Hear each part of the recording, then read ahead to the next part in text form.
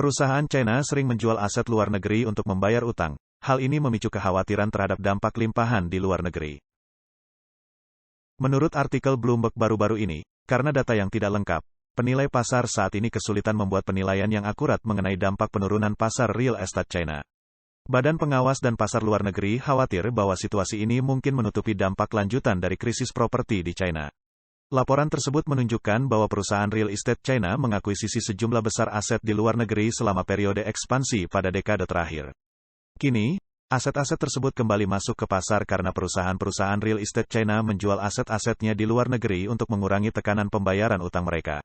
Misalnya, anak perusahaan AGILA Group China menjual sebidang tanah di Toronto pada akhir tahun lalu dengan harga sekitar 45% lebih rendah dari harga pembeliannya.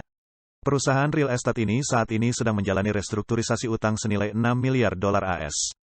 Sebagai salah satu perusahaan real estate terkemuka di China dalam hal kinerja penjualan, Country Garden juga menjual proyek pengembangan real estate di dekat Sydney, Australia, seharga 240 juta dolar Australia, sekitar 157 juta dolar AS pada tanggal 26 Januari. Pada saat yang sama, perusahaan tersebut sepenuhnya keluar dari pasar Australia. Ada laporan tentang keputusan Country Garden untuk menarik diri dari pasar Inggris. Selain itu, proyek pengembangan real estate Country Garden senilai 450 juta pound sterling, sekitar 567 juta dolar AS di London Timur telah dipersiapkan untuk dijual. Menanggapi fenomena perusahaan real estate China yang menjual aset di luar negeri untuk menyelamatkan diri mereka sendiri, Goldman Sachs baru-baru ini memperingatkan kliennya bahwa pasar real estate China masih memburuk dan masih jauh dari waktu mencapai titik terendah dan pulih kembali. Menurut Bloomberg, karena kekhawatiran mengenai dampak limpahan krisis real estate China, Otoritas Perilaku Keuangan Inggris, FCA, mempunyai rencana untuk meninjau penilaian pasar swasta, termasuk real estate. The European Central Bank prihatin bahwa bank-bank di kawasan Eropa mungkin tidak dapat memahami perubahan nilai pinjaman secara tepat waktu dan mengambil tindakan tepat waktu. Sebenarnya, fenomena perusahaan real estate China yang menjual aset di luar negeri secara berkelompok telah dimulai 3 tahun yang lalu.